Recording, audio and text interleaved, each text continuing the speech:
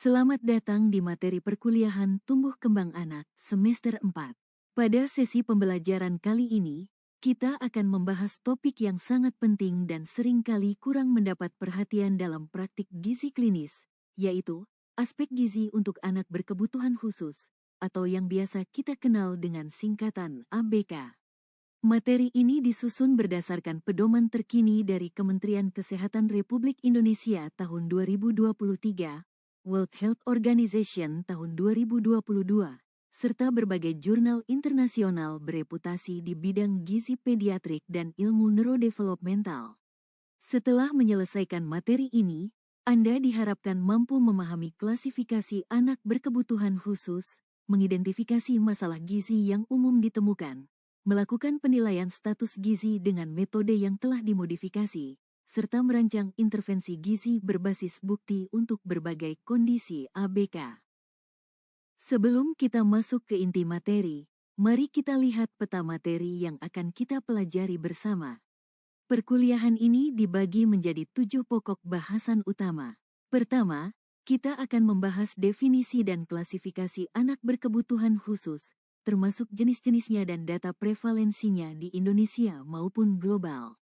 Kedua, kita akan menelaah masalah gizi yang sering ditemukan pada ABK, meliputi faktor risiko, pola makan yang tidak adekuat, dan berbagai tantangan dalam pemenuhan kebutuhan gizi mereka. Ketiga, kita akan mempelajari metode penilaian status gizi ABK yang telah dimodifikasi, mencakup pendekatan ABCD, antropometri, biokimia, klinis, dan dietari. Keempat dan kelima, kita akan membahas secara spesifik gizi pada kondisi ASD, ADHD, cerebral palsy, dan Down syndrome, masing-masing dengan evidence-based approach yang berbeda. Keenam, kita akan membahas strategi intervensi dan konseling gizi dengan pendekatan tim multidisiplin. Dan terakhir, kita akan melihat daftar pustaka yang menjadi landasan ilmiah seluruh materi ini. Kita mulai dari topik pertama, definisi dan klasifikasi anak berkebutuhan khusus. Menurut World Health Organization tahun 2022, anak berkebutuhan khusus didefinisikan sebagai anak dengan kondisi fisik, intelektual, sosial, emosional, atau sensorik yang menyebabkan kesulitan berpartisipasi penuh dalam masyarakat. Di Indonesia, hal ini diatur secara legal dalam Undang-Undang Nomor 8 Tahun 2016 tentang Penyandang Disabilitas dan Permendikbud Nomor 70 Tahun 2009 tentang Pendidikan Inklusif. Sekarang, mari kita lihat data prevalensinya. Data ini penting untuk kita pahami agar kita bisa mengukur besarnya permasalahan yang kita hadapi. Secara global, 15% dari total populasi dunia menyandang disabilitas. Di Indonesia, 8,56% anak tercatat mengalami disabilitas berdasarkan data Kemenkesri 2023.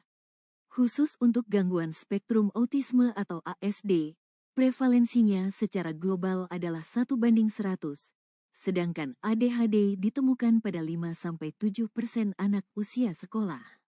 Secara klasifikasi, ABK dibagi menjadi 5 kategori utama. Kategori pertama adalah disabilitas intelektual, contohnya Down syndrome, dengan prevalensi sekitar 3% di Indonesia.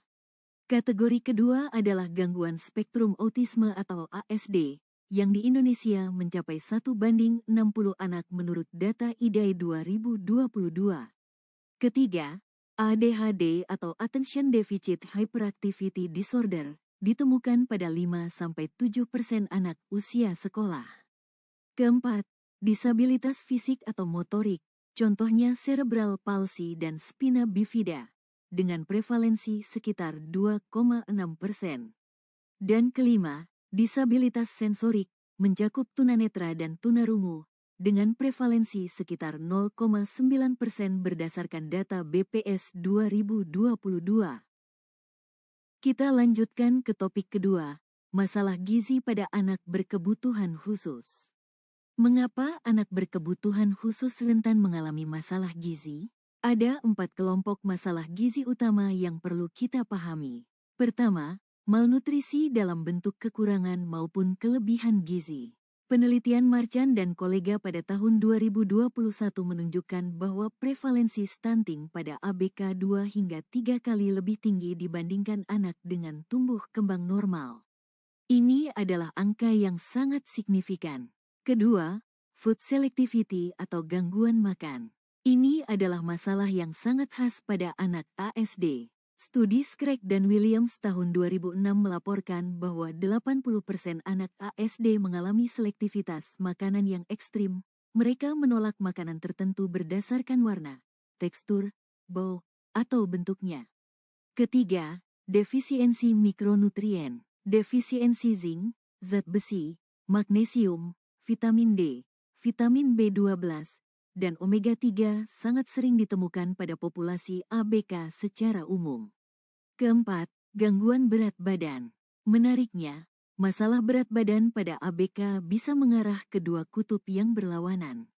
Obesitas ditemukan 2 kali lebih tinggi pada anak ADHD, sementara berat badan kurang justru lebih sering ditemukan pada cerebral palsy berat.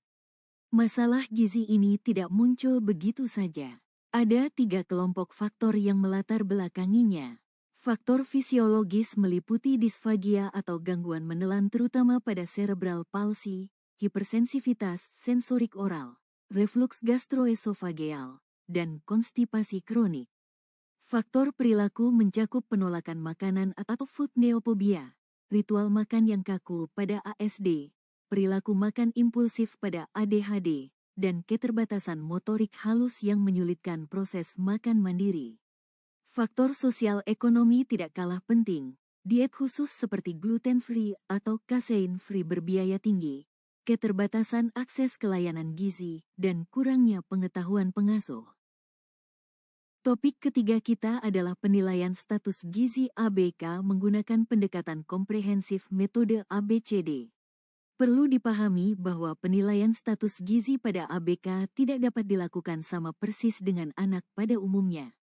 Diperlukan modifikasi metode standar karena adanya keterbatasan fisik, perilaku, dan kondisi komorbiditas yang kompleks. Pendekatan ABCD, antropometri, biochemical, klinikal, dan dietari tetap menjadi acuan utama. A. Antropometri. Pengukuran berat badan, tinggi badan, dan indeks massa tubuh tetap menjadi prioritas. Namun, untuk anak yang tidak dapat berdiri, kita perlu menggunakan metode alternatif, seperti pengukuran arm span atau panjang ulna. Khusus untuk anak cerebral palsy, Stephenson formula sangat berguna. Tinggi badan dapat diprediksi dengan rumus 4,35 dikali panjang ulna dalam sentimeter, ditambah 21,8. Selain itu, penggunaan kurva pertumbuhan harus disesuaikan untuk Down syndrome misalnya, gunakan Down syndrome growth chart, bukan kurva WHO atau CDC standar. B. Biochemical. Pemeriksaan laboratorium yang penting meliputi serum albumin dan prealbumin untuk status protein, hemoglobin dan ferritin untuk anemia defisiensi besi, serta kadar 25OH vitamin D, kalsium, zinc, selenium, asam folat, dan vitamin B12. C. Klinikal. Pemeriksaan fisik mencakup kondisi rambut, kulit, mukosa, dan mata sebagai tanda-tanda defisiensi spesifik. Penilaian kemampuan menelan dengan bedside swallowing assessment sangat penting, terutama untuk anak dengan disfagia. Gunakan Dysphagia Severity Scale untuk mengkuantifikasi tingkat keparahannya. D. Dietary Assessment. Metode 24-hour dietary recall dimodifikasi agar dapat dilakukan bersama pengasuh atau orang tua. Food Frequency Questionnaire versi ABK, observasi langsung saat feeding, serta 3-day food record oleh pengasuh juga sangat direkomendasikan. Kita masuk ke topik keempat. Bagian pertama, gizi pada gangguan spektrum autisme atau ASD. ASD adalah kondisi neurodevelopmental yang ditandai dengan pola interaksi sosial yang berbeda dan perilaku berulang. Dari perspektif gizi, ASD memiliki karakteristik makan yang sangat khas dan menantang. Karakteristik makan pada ASD yang perlu diketahui, Pertama, selektivitas makanan yang sangat tinggi, ditemukan pada 75 hingga 90% kasus ASD. Anak-anak ini memiliki preferensi kuat berdasarkan warna, tekstur, bau, atau bentuk makanan, dan mereka bisa sangat menolak makanan yang tidak memenuhi kriteria mereka. Kedua, neofobia makanan atau ketakutan terhadap makanan baru, yang membuat variasi asupan gizi menjadi sangat terbatas. Ketiga, ritualisme. Anak ASD seringkali mengonsumsi makanan dalam urutan atau susunan tertentu dan sangat terganggu jika pola ini diubah. Akibat pola makan yang terbatas ini, beberapa defisiensi gizi sangat sering dilaporkan: vitamin D, zinc, magnesium, omega-3 khususnya EPA dan DHA, vitamin B12 dan folat, serta kalsium. Bagaimana dengan intervensi dietnya? Diet GFCF atau bebas gluten dan kasein adalah pendekatan yang populer di kalangan orang tua anak ASD. Namun evidens ilmiahnya masih terbatas.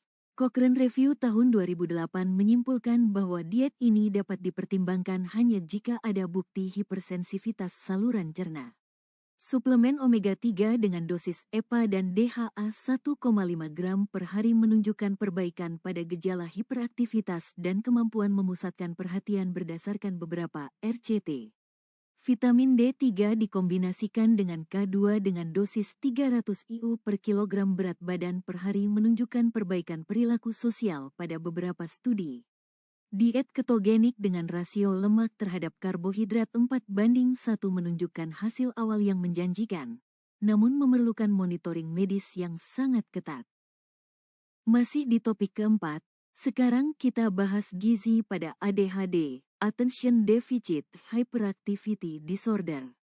ADHD adalah gangguan neurodevelopmental yang paling umum ditemukan pada anak usia sekolah. Perhatikan data-data ini. Prevalensi global ADHD adalah 5-7%, dengan rasio laki-laki versus perempuan 3:1. Sekitar 70% kasus merespons terhadap terapi obat, dan 30 hingga 40% anak ADHD disertai masalah gizi yang bermakna. Dari perspektif gizi, ada 5 nutrien kunci yang berperan penting pada anak ADHD. Omega-3, khususnya EPA dan DHA, berperan dalam sintesis dopamin dan serotonin serta menjaga integritas membran neuron. Zat besi berfungsi sebagai kofaktor dopamine hydroxylase. Defisiensi besi terbukti meningkatkan keparahan gejala ADHD secara bermakna. Zinc dan magnesium berperan dalam modulasi neurotransmitter. Suplementasi magnesium terbukti menurunkan gejala hiperaktivitas. Vitamin D bersifat neuroprotektif, dan defisiensinya berkorelasi positif dengan tingkat keparahan ADHD. Untuk strategi intervensi diet, diet few food atau elimination diet, menghilangkan pewarna buatan, pengawet, dan tartrazin dari makanan anak, menunjukkan pengurangan gejala yang moderat berdasarkan meta-analisis Nick dan kolega tahun 2012. Suplementasi omega-3 dengan dosis 1-2 gram per hari menunjukkan perbaikan bermakna pada atensi dan hiperaktivitas, meskipun efeknya lebih kecil dibandingkan metilpenidat. Sarapan berkualitas tinggi yang kaya protein terbukti meningkatkan sustained attention sepanjang hari. Hindari sarapan dengan indeks glikemik tinggi. Pembatasan gula dan makanan ber-GI tinggi membantu menstabilkan kadar glukosa darah dan regulasi perilaku. Topik kelima, bagian pertama, gizi pada cerebral palsy atau CP. Cerebral palsy adalah gangguan motorik yang bersifat non-progresif, disebabkan oleh cedera pada otak yang terjadi sebelum, saat, atau segera setelah kelahiran.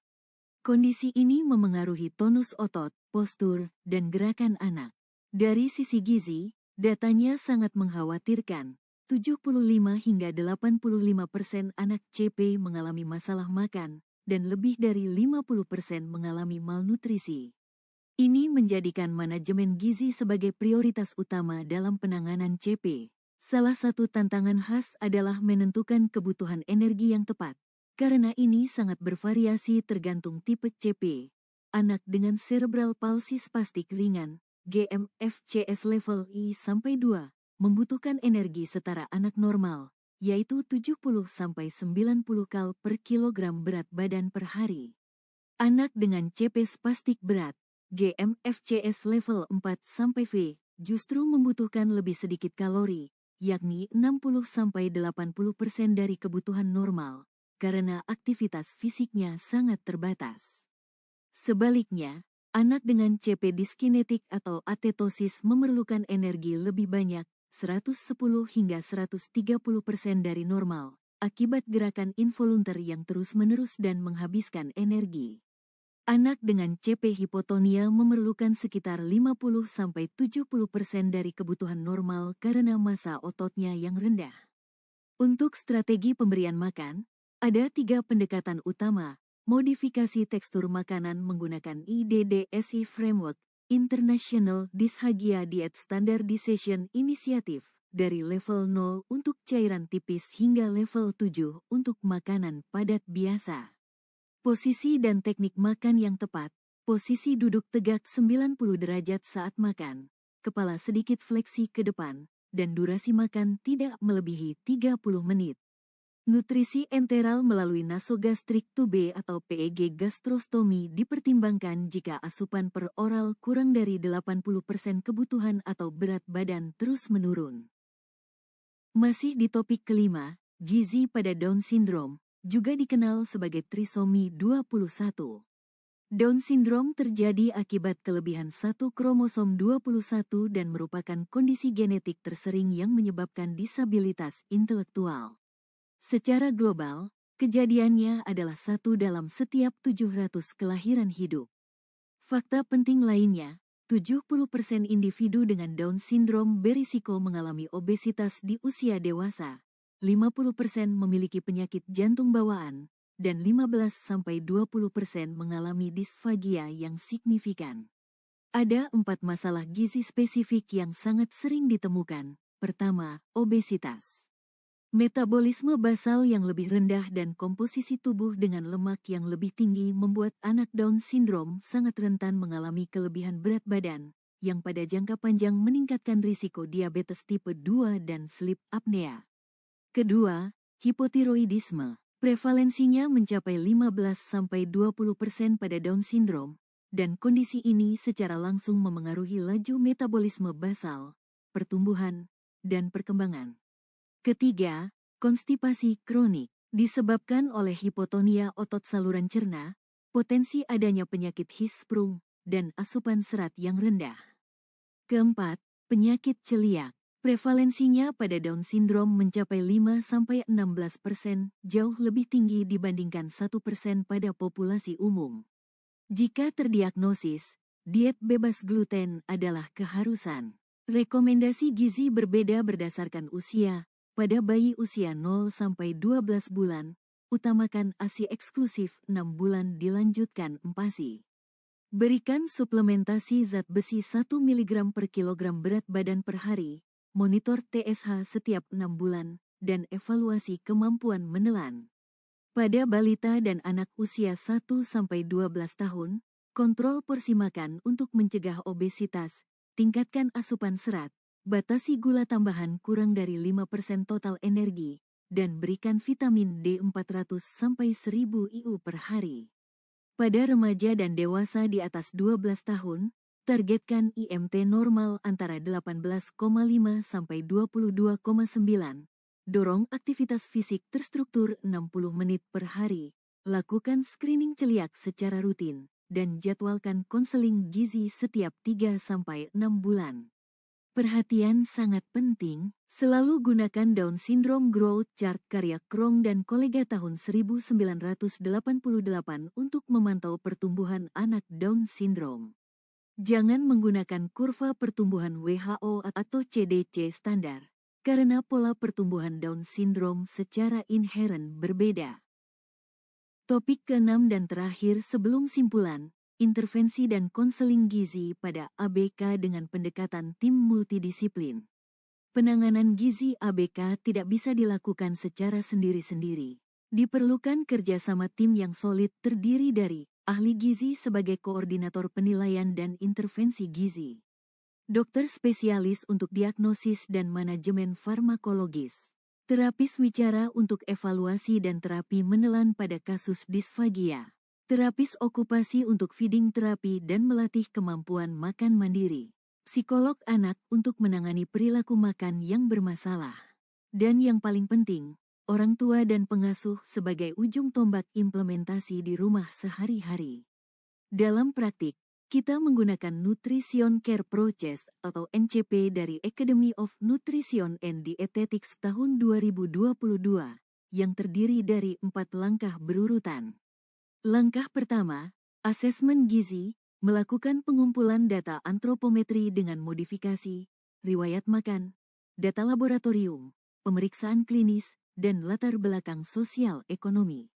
Langkah kedua, diagnosis gizi, mengidentifikasi problem gizi, penyebabnya, serta tanda dan gejala yang ada, dirumuskan dalam PES statement yang spesifik untuk kondisi ABK. Langkah ketiga, intervensi gizi, merancang modifikasi diet, program suplementasi, pendidikan gizi untuk keluarga, dan koordinasi layanan lintas profesi. Langkah keempat, monitoring dan evaluasi, memantau secara berkala berat badan, asupan makan, biomarker laboratorium, dan toleransi terhadap diet yang diberikan. Rencana gizi direvisi setiap 1-3 bulan sesuai perkembangan anak. Ada beberapa tips konseling gizi yang perlu diingat, gunakan visual aids dan bahasa yang sederhana sesuai kemampuan kognitif anak. Libatkan anak dalam pemilihan makanan untuk meningkatkan penerimaan. Gunakan pendekatan positive reinforcement, bukan hukuman atau paksaan. Buat jadwal makan yang terstruktur dan konsisten. Dan kembangkan modifikasi resep dari makanan yang sudah dikenal keluarga, sehingga transisi ke pola makan yang lebih baik terasa lebih mudah dan menyenangkan. Kita sampai pada bagian ringkasan dan simpulan. Mari kita rekap 5 poin kunci dari materi yang telah kita pelajari hari ini. Poin pertama, anak berkebutuhan khusus memiliki risiko masalah gizi yang jauh lebih tinggi dibandingkan anak dengan tumbuh kembang normal, akibat kompleksitas kondisi klinis, perilaku makan, dan keterbatasan fisik yang mereka miliki. Poin kedua, penilaian status gizi ABK harus dilakukan dengan pendekatan ABCD yang telah dimodifikasi, termasuk penggunaan formula antropometri alternatif seperti Stevenson formula untuk anak yang tidak dapat berdiri atau diukur secara konvensional. Poin ketiga, setiap kondisi ASD, ADHD, cerebral palsy, dan Down syndrome memiliki karakteristik masalah gizi yang berbeda dan memerlukan pendekatan intervensi yang spesifik berbasis bukti ilmiah terkini. Poin keempat, intervensi gizi pada ABK selalu bersifat multidisiplin. Keberhasilan tidak bisa dicapai oleh satu profesi saja, melainkan memerlukan kolaborasi ahli gizi, dokter, terapis, psikolog, dan terutama peran aktif orang tua serta pengasuh. Poin kelima, konseling gizi harus disesuaikan dengan kemampuan kognitif anak, melibatkan seluruh keluarga, dan menggunakan pendekatan yang bertahap, positif, dan berkelanjutan. Sebagai penutup, mari kita ingat satu prinsip fundamental ini, setiap anak berkebutuhan khusus berhak mendapatkan layanan gizi yang komprehensif, individual, dan berbasis bukti terkini. Sebagai mahasiswa gizi, Anda adalah ujung tombak masa depan layanan gizi bagi anak-anak ini. Pengetahuan yang Anda miliki hari ini akan berdampak nyata pada kualitas hidup mereka. Materi ini disusun berdasarkan referensi-referensi ilmiah yang telah terverifikasi dan bereputasi, mencakup panduan nasional dari Kementerian Kesehatan Republik Indonesia 2023, panduan internasional dari WHO 2022, serta berbagai jurnal ilmiah bereputasi seperti Nutrients, Pediatrics, Lancet, dan BMC Pediatrics. Daftar lengkap pustaka dapat Anda lihat pada slide ini, atau dalam modul perkuliahan yang tersedia di Sistem Manajemen Pembelajaran Universitas. Untuk pendalaman lebih lanjut, sangat disarankan untuk membaca buku Crawshes Food and the Nutrition Care Process edisi ke-14 oleh Mahan dan Raymond, serta pedoman manajemen gizi pada ABK di Indonesia yang diterbitkan Kemenkesri tahun 2023. Tanda pagar penutup video. Demikianlah materi perkuliahan tentang aspek gizi untuk anak berkebutuhan khusus. Semoga materi hari ini memberikan fondasi yang kuat bagi Anda untuk memahami dan kelak menerapkan ilmu gizi dalam pelayanan bagi anak-anak berkebutuhan khusus. Sampai jumpa di sesi perkuliahan berikutnya. Terima kasih.